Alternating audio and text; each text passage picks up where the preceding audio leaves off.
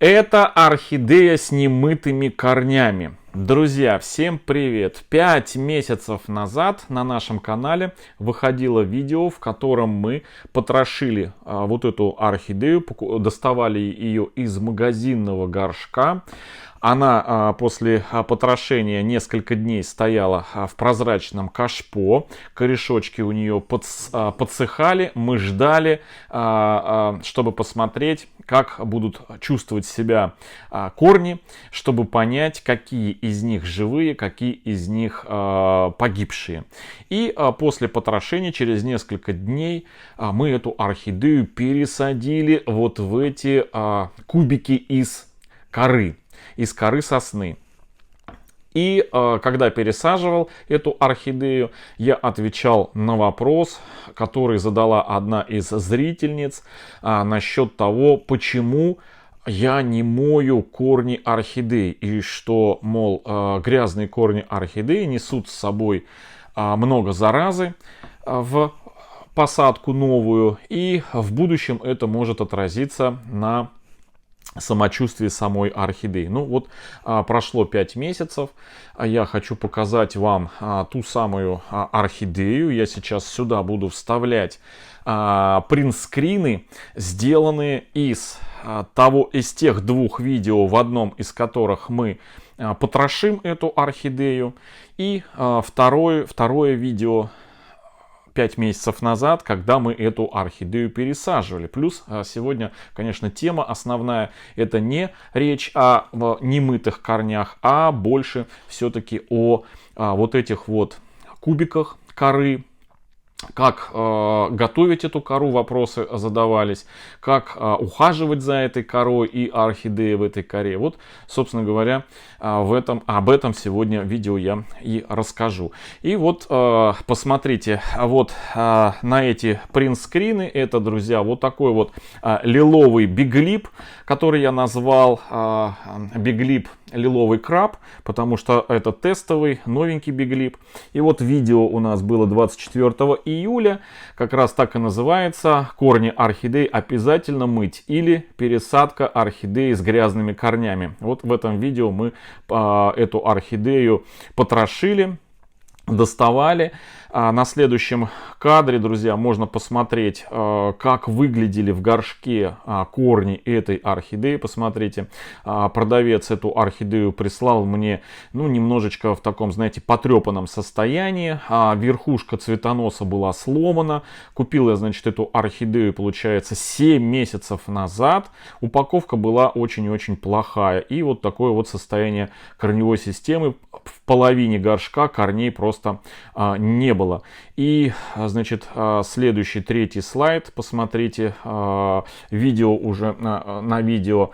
Вот все, что осталось от корневой этой орхидеи. И, в общем, мы эту орхидею поставили подсохнуть на несколько дней. И вот следующее видео как раз таки у нас называется «Орхидей забыл на улице на 2 недели. Пересадка орхидей в доступные бюджетные компоненты». Вот как раз таки наши кубики и являются бюджетными компонентами. И вот так вот мы вместе с вами, вот с этими корнями, которые вы сейчас видели на видео, в начале видео, мы эту орхидеечку пересадили на дренажный слой, закрытую систему, дренажный слой из керамзита. И самые обычные вручную собранные коры и механическим способом нарезанную, вот такую вот кубиками. Я сейчас покажу вам с линеечкой, мы промеряем эти кубики.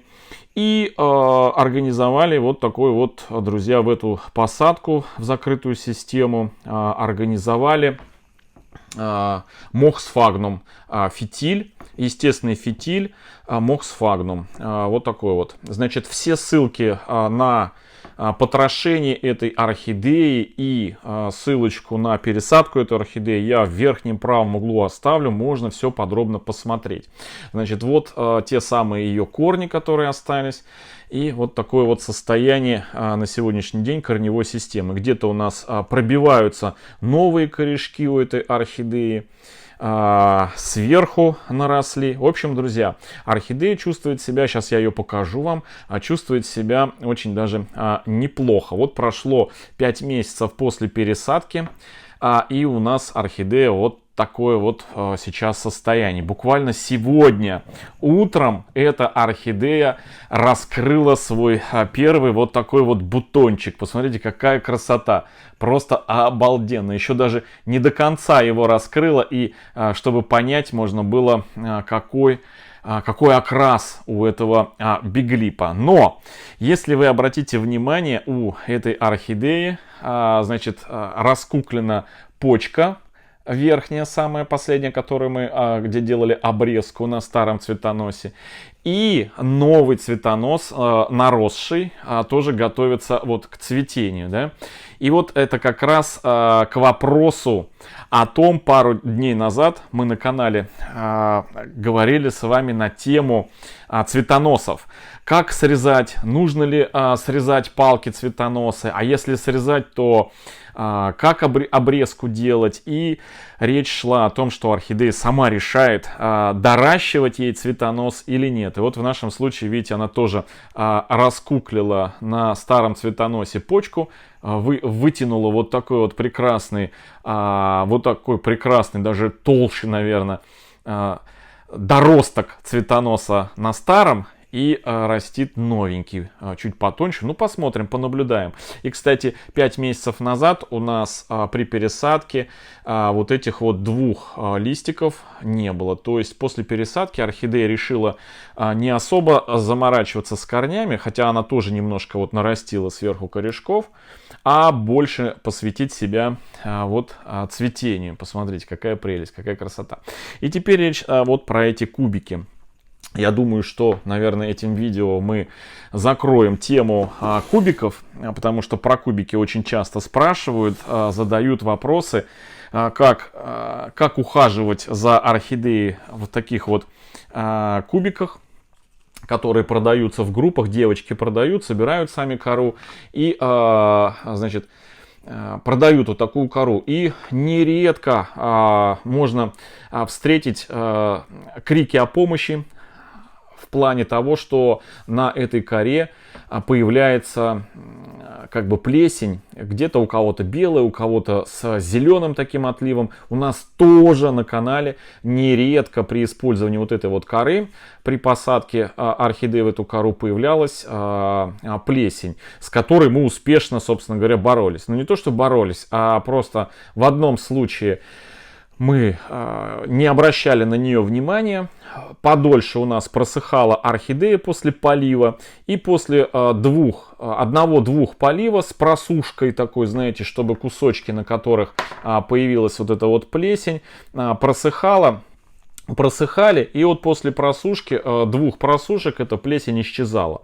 То есть ничего плохого орхидеи эта плесень, появлявшаяся вот на кусочках коры, не делала.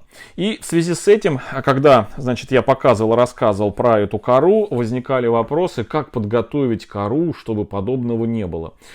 Ну, как вы уже поняли из видео, я особо ничего не заморачивался, как вот есть, так и есть. А уже по мере поступления проблем уже мы как бы реагировали на это. В одном случае, вот я только что рассказал, просто мы делали просушку между поливами. В других случаях при необходимости замачивал орхидею в триходерме. Я уже не раз про это рассказывал. Средство триходерма вириды, зеленые пачечки, не взял я с собой, ну, показывал я, вы понимаете, о чем речь. Триходерма, который прекрасно справляется с разными патогенной микрофлорой, которая появляется при разных обстоятельствах в горшках. Это один момент. Второй момент, это, значит, можно перед использованием вот этой вот коры, как раз таки вопросы были, можно эту кору, значит, прокалить в духовке. Ну, без фанатизма, чтобы она не обуглилась, а вот прокалить там при температуре 100-150 градусов в течение некоторого небольшого времени, именно чтобы, значит, вся, которая есть микрофлора, на коре присутствует, это споры грибков, плесени, да, чтобы они погибли. Хотя, знаете, грибок — это такая вещь, что даже была замечена при максимально низких температурах на борту космических кораблей. Я об этом как-то читал. Я про грибки вообще, откуда они берутся. Даже в космосе они есть. Поэтому экстремальные какие-то температуры, не факт, что они их убьют. А вот какие-то определенные условия создать, при которых, чтобы они не распространялись, вот это вот другое дело. Это значит один момент — прокалить. И второй момент — орхидею можно замочить в фитоспорине. Так делают некоторые архаманы, блогеры. Не раз тоже смотрел видео, как девочки заморачиваются вот с этой вот корой. Кто-то варит эту кору по несколько часов, кто-то прокаливает ее в духовке, потом замачивают на час, на полчаса, на 40 минут эту кору в фитоспорине, просушивают опять и потом используют. Я, друзья, как вы уже видели, никаких танцев с бубнами с этой корой не заморачиваюсь. Вот как есть, так и есть. Взял, посадил и уже по мере необходимости что-то там предпринимаю. Вот как раз я показываю ее размер. Где-то 1,5 сантиметра и под 2, то есть, ну, около 1,5, может быть, 1,8, 1,7 миллиметров, сантиметра, да, 1 сантиметр, 7 миллиметров, 8 миллиметров, то есть вот такие вот кубики. Просто спрашивали меня показать именно на фоне линейки кубики. Вот они вот такие вот, друзья, эти кубики. В общем, никаких проблем с корой таких, знаете, чтобы повлекло какие-то летальные исходы для орхидей, я применения этой коры не наблюдал. Еще один момент, это касаемый ее влагоемкости. Значит, посмотрите, как прекрасно у нас мокрый фитиль и как хорошо у нас напитаны, видите, в средней части и в нижней части кора темная, прям такая хорошая, напитанная водой. Значит, через 2-3 полива, замачивания вот этой вот коры в воде, она очень хорошо становится такой влагоемкой, хорошо впитывает, посмотрите, какая она объемная, очень хорошо напитывается водой. И эта кора очень и очень, ну как сказать, долгоживущая. То есть благодаря вот своему вот этому объему. И вот как раз таки тоже вопрос меня спрашивали, а как вот кора дорогая. Одна женщина спросила, говорит, можно ли как-то продлить жизнь этой коры после, вот, допустим, орхидею пересадили, кора осталась, можно ли эту кору продлить жизнь, она хорошая, выкидывать жалко. Конечно, можно, ее нужно просто промыть, эту кору. Если орхидея, значит, чувствовала себя в этой коре хорошо, то просто можно подсушить кору и вторично использовать ее. Если орхидея как-то неважно себя чувствовала, были какие-то там микроорганизмы, либо какие-то насекомые, то эту кору, конечно, нужно промыть и прокалить, как я уже только что сказал, в духовке. Затем, после прокалки, можно еще, знаете, в добавлении ко всему прополоскать ее, замочить полчасика в фитоспорине, высушить и уже по мере необходимости ее использовать. Все, друзья, вот такой несложный уход за этой корой, использование этой коры. Она одна из самых, наверное, бюджетных, которая продается, и доступных, которая продается в интернете. Меня спрашивают, у кого, где покупаешь. Ну, честно, я покупал эту кору у 2 продавцов. Даже есть видео распаковки на канале. Я, ну, рекламой заниматься не буду. Но эту кору, друзья, ВКонтакте, в группах у девочек продают. Те, кто мох продает, вот они продают вот такую вот разной фракции кору. Нарезают, и она, друзья, у всех одинаковая, потому что деревья, в принципе, у всех одинаковые растут. Вот, друзья. В общем, вот такой биглипчик, друзья, через 5 месяцев после пересадки. Как он только раскроется шапками цветов, я его уже вам более подробно сделаю обзорчик, ну, с другого ракурса. Все, друзья, всем хорошего настроения, всем добра, здоровья, до встречи в следующем видео, всем пока.